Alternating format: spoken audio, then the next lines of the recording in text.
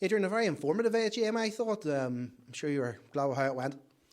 Yeah, well, I mean, that's the idea. It's once a year that we get the shareholders and the ticket holders together, and they're the sort of foundation on which this club was built, and they're the people that should have a say in how the club's been run, and it's a good opportunity for us once a year to sit down with them and be open and honest as to the state of affairs at the club. Yeah, well, for obvious reasons, we'll not go into all the details about what was said, but I mean, some things we can take from it. I mean, the club is in a decent financial situation for a start. Yeah. It's obviously the last couple of years were a struggle with COVID, and we're still to some extent trying to get back on our feet again. But we made very good use of every grant that was going in COVID time, and that helped to stimulate our income at a time that it was drastically reduced. And we've been very prudent in our expenditure. And no, I mean, the club's in a healthy financial position at the moment, and hopefully it'll stay that way. We heard from the manager as well, who was talking about the hardship he's finding in terms of trying to attract players. And I'm sure as a board of directors, you're trying your best to try and support him as much as you can. Absolutely. I mean, as the treasurer told the meeting, we've increased Gary's budget, but as long as you've got 4 full-time teams offering full-time prospects, full-time money, etc. to players, very hard to compete with. We can't compete with it with our present level of income. And the size of our support base, and certainly our income at the moment,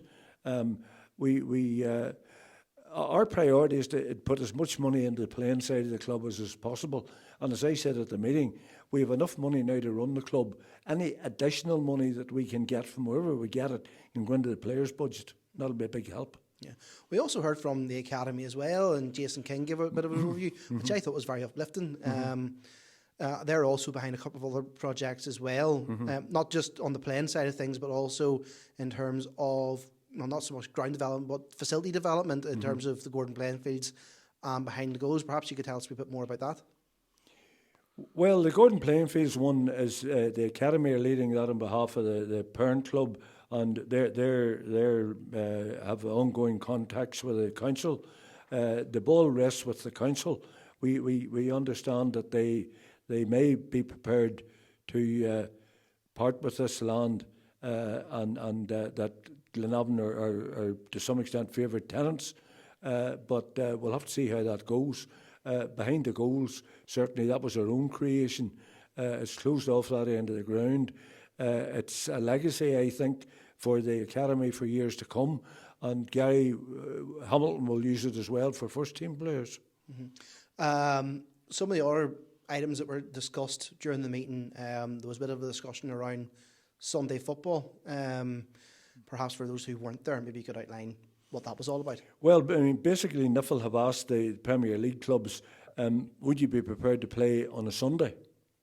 And this was an ideal opportunity to speak to the shareholders, speak to the ticket holders, and see what the opinion was.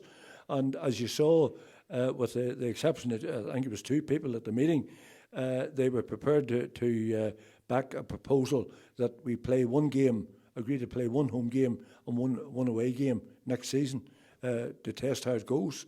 Certainly in relation to attendances and so forth, you know. Yeah, and one of the other things as well that was talked about was the possibility, maybe down the line, of a 4G pitch. Yeah, I mean, it's something we have discussed at board level. We've discussed it with the manager. We are reluctantly having that discussion, but the number of artificial pitches in the Premiership look like increasing, maybe to the extent that at least half the teams in the league have them. And you've got to wonder, you know, do we need to join them?